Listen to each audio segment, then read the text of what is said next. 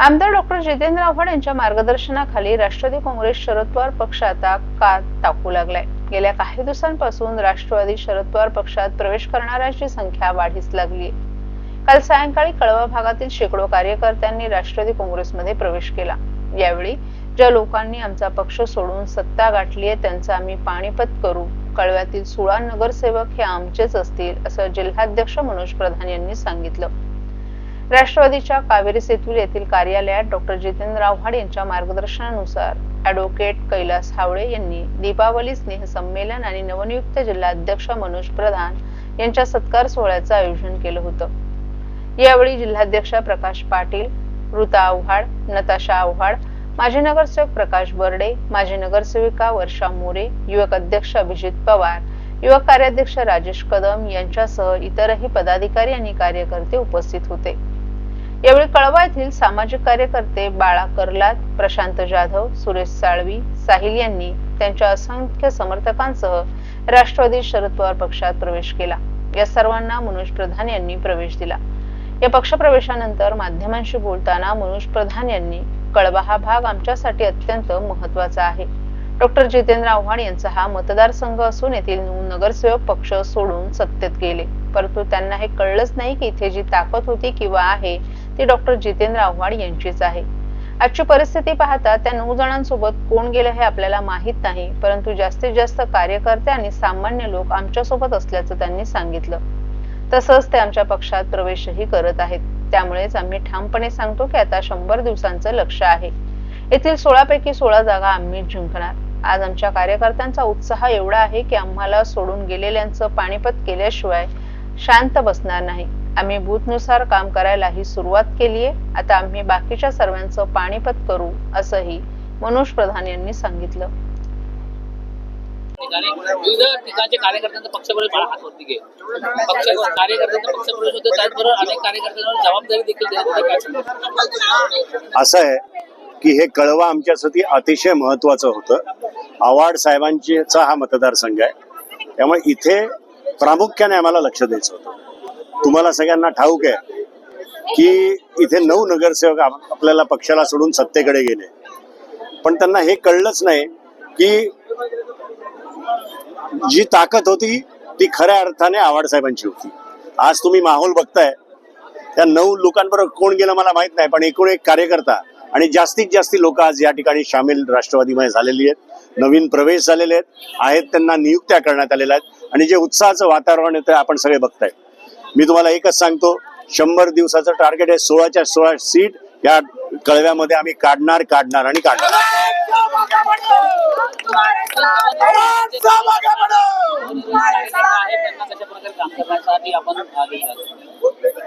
उत्साह तुम्ही बघताय ते अशा जोमाने आणि उत्साहाने आलेले आहेत की जे आपल्याला सोडून गेले त्यांचं पाणीपत केल्याशिवाय आम्हाला राहायचं नाही।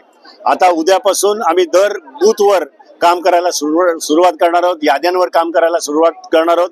याच्यामध्ये महिला तुम्ही बघताय किती मोठ्या प्रमाणात आहेत, युवक आम्हाला जोडले गेलेले आहेत, विद्यार्थी आमच्या बरोबर आहेत आणि आम्ही सगळे मिळून एक जबरदस्त संघटन या कळव्यात सुरू करू आणि बाकीच्या सगळ्यांचं पाणीपत करू, एवढा शब्द मी या ठिकाणी तुम्हाला देतो। एनडीए आणि महायुतीचं गठबंधन म्हणजे एकच विचारधारा आणि विकासाचा अजेंडा घेऊन पुढे जाणारं एकत्र कुटुंब असल्याचं उपमुख्यमंत्री एकनाथ शिंदे यांनी सांगितलं। प्रधानमंत्री नरेंद्र मोदी यांनी सातत्यानं विकासाचा आणि विचारधारेचा मार्ग दाखवलाय, त्यामुळे निवडणुका असोत वा विकासाची कामं आपण एकसंघ राहूनच पुढे गेलं पाहिजे असं शिंदे यांनी स्पष्ट केले। उपमुख्यमंत्री शिंदे यांनी आज नवी दिल्लीतील प्रधानमंत्री नरेंद्र मोदी यांच्या निवासस्थानी त्यांची भेट घेऊन दिवाळी आणि नववर्षाच्या त्यांना शुभेच्छा दिल्या। या भेटीत त्यांनी मोदींना शाल, पुष्पगुच्छ आणि संत तुकाराम महाराजांची मूर्ती भेट दिली। केंद्र आणि राज्यातील विविध विषयांवर दोघांमध्ये सकारात्मक चर्चा झाल्याचं शिंदे यांनी सांगितलं। स्थानिक स्वराज्य संस्थांच्या निवडणुकांबाबत बोलताना शिंदे यांनी या निवडणुका ग्रासरूट लेवलच्या असतात, कार्यकर्त्यांना लढायची इच्छा असते, परंतु अंतिम निर्णय हा वरिष्ठ नेतृत्व घेत असते। निर्णय झाल्यावर सर्व कार्यकर्त्यांनी शिस्त पाळावी अशी अपेक्षा त्यांनी व्यक्त केली। महायुतीमधील अंतर्गत मतभेदाबाबत शिंदे यांनी महायुतीमध्ये कोणतेही मतभेद होऊ नयेत, मिठाचा खडा पडू नये याची काळजी सर्वांनी घ्यावी असं सांगितलं। पुण्यातील शिवसेना नेते रवींद्र धंगेकर आणि भाजप नेते मुरलीधर मोहोळ यांच्या बाबतीतील वादावर भाष्य करताना धंगेकरांना आपण स्पष्ट संदेश दिलाय. आवश्यक असल्यास आपण स्वतः त्यांच्याशी बोलू, असंही शिंदे यांनी सांगितलं. केंद्र आणि राज्यातील डबल इंजिन सरकारमुळे विकासाची गती वाढली आहे. महाराष्ट्र ही संतांची भूमी आहे आणि मोदी नेहमीच महाराष्ट्रातील संतांचा उल्लेख करतात, असंही शिंदे यांनी सांगितलं. कार्तिकी एकादशीच्या पार्श्वभूमीवर संत तुकाराम महाराजांची मूर्ती भेट दिल्याचंही त्यांनी स्पष्ट केलं. साताऱ्यातील महिला डॉक्टरवरील अत्याचार प्रकरणी तीव्र प्रतिक्रिया देताना शिंदे यांनी ही घटना अत्यंत दुर्दैवी आणि क्लेशदायक असल्याचं सांगितलं. आरोपींवर कठोर कारवाई केली जाईल. एका आरोपीला अटक झाली असून इतरांना लवकरच अटक होईल. दोषींना कोणत्याही प्रकारे पाठीशी घातलं जाणार नाही, असा इशाराही शिंदे यांनी दिलाय. सर्व नागरिकांना आवाहन करण्यात येत आहे की सध्या डासांमार्फत पसरणाऱ्या डेंग्यू या आजाराचा प्रसार रोखण्यासाठी प्रत्येकाने पुढील प्रमाणे कार्यवाही करावी. डेंग्यू आजार एडिस इजिप्ती हा डास चावल्याने होतो. या डासांची पैदास साचलेल्या किंवा साचवलेल्या स्वच्छ पाण्यामध्ये होते.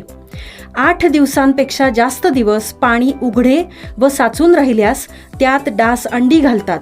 अंड्यांच्या अळ्या तयार होऊन पुढे डास तयार होतात.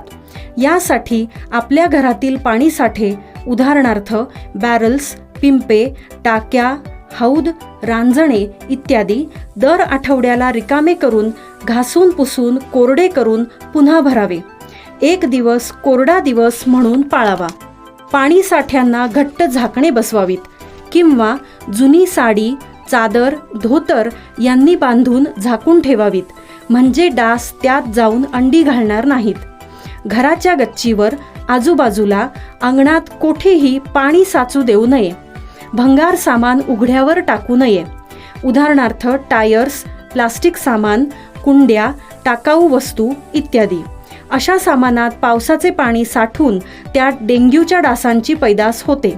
घरातील कूलर्स, फ्रीजच्या पाठीमागील ट्रे हे देखील वेळोवेळी कोरडे करावेत. लक्षात ठेवा, नुसत्या फवारणीने डास घनता कमी होत नाही, तर त्यासाठी डास पैदास ठिकाणे नष्ट करणे ही आपल्या सर्वांची जबाबदारी आहे. कोणताही ताप अंगावर न काढता जवळच्या शासकीय रुग्णालयात मोफत औषधोपचार घ्या. अशा प्रकारे नागरिकांनी सहकार्य केल्यास डेंग्यूचा प्रसार रोखणे सहज शक्य आहे.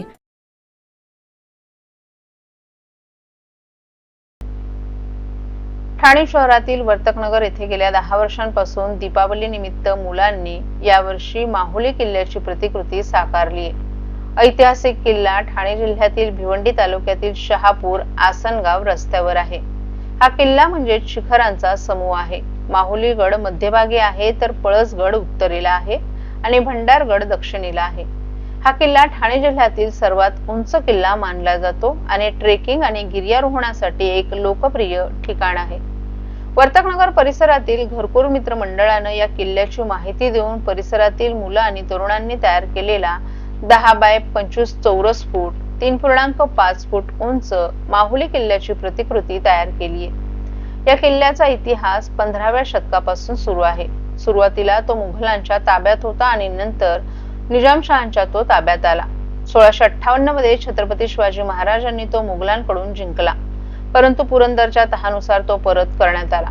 1670 मध्ये शिवाजी महाराजांनी तो परत मिळवण्याचा प्रयत्न केला, परंतु ते अयशस्वी झाले, ज्यामुळे अनेक मराठा सैनिक मृत्युमुखी पडले. अखेर 1670 मध्ये मोरोपंत पिंगळे यांनी हा किल्ला जिंकला आणि तो स्वराज्यात समाविष्ट करण्यात आला.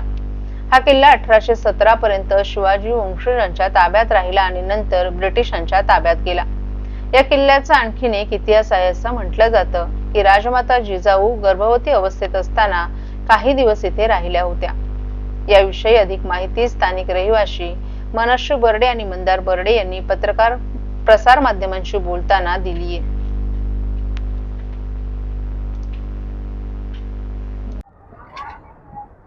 धरू कमी नाही मी ठरलं की तुमचा हात आणणार नाही. सर आपलं नाव सांगा, नेमका ही कुठला किल्ला बनवण्यात आलेला आहे? नमस्कार, जय शिवराय.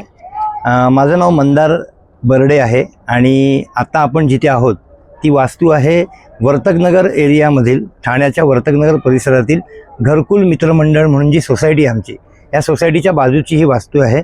आणि या ठिकाणी आपण पाहत आहात की माझ्या मागे जो किल्ला बनवलेला आहे तो आमच्या सोसायटीतल्या बालकलाकारांनी जवळजवळ 8 ते 10 जण आहेत. हे 10वं वर्ष आहे. मला सांगायला खूप प्राऊड फील होतो. आमचा नॉर्मल सपोर्ट त्यांना असतो, पण त्या बालकलाकारांनी यावर्षी माहुली गड या गडाची निर्मिती इथे केलेली आहे, प्रतिकृती उभारण्याचा प्रयत्न केलेला आहे. आणि मला खूप अभिमान वाटतो की प्रत्येक वर्षी काहीतरी नवीन नवीन साकारण्याचा प्रयत्न करते ती आमची घरकुल सोसायटी आणि त्याचे हे बालकलाकार. तर हा माऊली गड इथे आपण पाहू शकता माझ्या मागे. कसं आहे ना साहेब की ह्या ठिकाणी जो आपण किल्ला बनवलेला आहे हे आमचे 10 वर्षाचा, ह्याच्या मागे एकच आमचा संकल्प आहे की लक्षात घ्या, महाराजांनी जी संस्कृती जपलेली आहे, जे महाराजांची शिकवण आहे, ही आपण नेहमी बोलतो, पण आज आपण जर पाहतो तर पालक आपल्या मुलांना हातात जर काही रडलं किंवा हट्ट केला तर मोबाईल देतात. आणि आजकालची ही छोटी पिढी आहे ना, ही मोबाईलमध्ये अडकलेली आहे. आमचं काय म्हणणं आहे की तुम्ही इथे या, आमच्या मंडळाला तुम्ही सपोर्ट करा, तुम्ही ह्या गोष्टींमध्ये या आणि महाराजांची संस्कृती जी आहे ना ती जपण्याचा प्रयत्न करा, ती वाढवण्याचा प्रयत्न करा.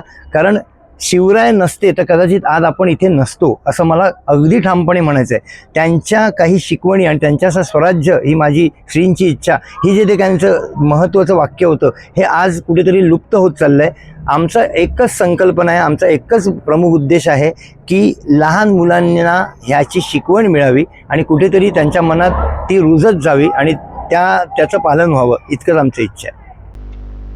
दिवाळीचा सण म्हणजे आनंद, एकता आणि संस्कृतीचा उत्सव.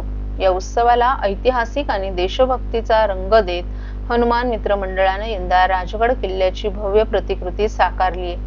गेल्या 14 वर्षांची परंपरा जपत वेगवेगळे गड किल्ले हनुमान मित्र मंडळाच्या वतीनं साकारण्यात येत आहेत. कोपरी पार्श्ववाडी परिसरात हा गड किल्ल्यांची प्रतिकृती साकारण्यात आली असून या उपक्रमामुळे परिसरातील नागरिकांचं लक्ष वेधून घेतलं असून मंडळाची ही कल्पक आणि कलात्मक सजावट चर्चेचा विषय ठरली आहे. राजगड हा छत्रपती शिवाजी महाराजांच्या स्वराज्याचा आरंभिक राजधानी गड म्हणून इतिहासात विशेष महत्त्वाने ओळखला जातो. हाच तो गड जिथे महाराजांनी अनेक निर्णायक निर्णय घेतले आणि स्वराज्याचे पाया रचला. या गौरवशाली इतिहासाचा अनुभव मंडळानं आपल्या सजावटीतून जिवंत केलाय. बुरुज, दरवाजे, राजवाडा, महादरवाजा, तोफा आणि गडाचा परिसर यांचे सूक्ष्म आणि नाजूक स्वरूपात केलेलं दर्शन पाहणाऱ्यांना जणू महाराजांच्याच काळात नेऊन ठेवतं. सजावट तयार करण्यासाठी मंडळातील तरुणांनी जवळपास 3 आठवडे दिवस रात्र मेहनत घेतली. त्यांनी इको फ्रेंडली साहित्याचा वापर करून पर्यावरणपूरक रचना उभी केली आहे. प्रकाश योजनेमुळे रात्रीच्या वेळी हा गड जणू प्रकाशात न्हाऊन निघतो आणि त्याचा देखावा सह्याद्रीच्या पर्वतरांगेतील खऱ्या राजगडाची आठवण करून देतो. या उपक्रमाचा उद्देश केवळ आकर्षक सजावट सादर करणं नसून तरुण पिढीला इतिहासाची आणि स्वराज्याच्या विचारांची प्रेरणा देणं आहे. मंडळानं समाजात देशभक्ती, एकता आणि इतिहासाचा आदर या मूल्यांचा संदेश पोहोचवलाय. हनुमान मित्र मंडळाचा राजगड किल्ल्याचा दिवाळी विशेष उपक्रम केवळ कलात्मकतेचा नमुना नसून तो आपल्या परंपरेचा, संस्कृतीचा आणि राष्ट्राभिमानाचा उत्सव ठरला आहे. परिसरातील नागरिक, इतिहासप्रेमी आणि पर्यटक या सजावटीचा आनंद घेत असून मंडळाचं कौतुक सर्वत्र होत आहे.